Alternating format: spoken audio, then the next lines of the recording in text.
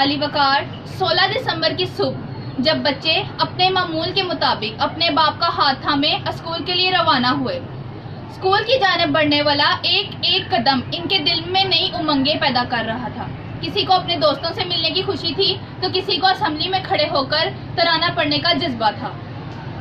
علی وقار کلاسیں اپنے معمول کے مطابق جاری تھیں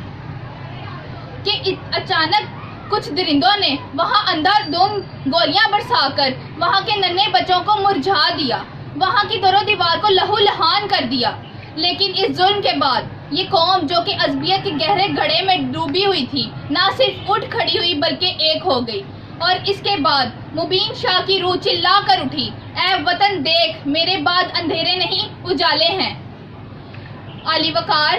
میرے آباء و اجداد کو زندہ جلایا جاتا رہا، ہندو بلوائیوں کے ہاتھ ٹرینوں کو کاٹا جاتا رہا، مگر مجھے افسوس اس بات کا نہیں کہ ایک ہندو نے مسلمانوں کو جلایا، بلکہ مجھے افسوس اس بات کا ہے کہ ایک مسلمان نے دوسرے مسلمان کو جلایا۔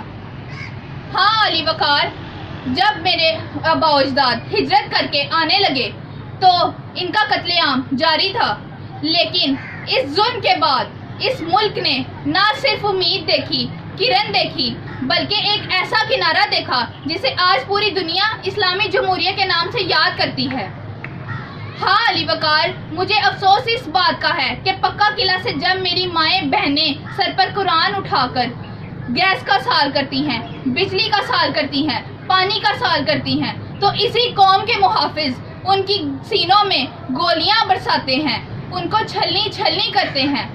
ہاں علی وقار، میرے بعد اندھیرا نہیں اجالا ہے۔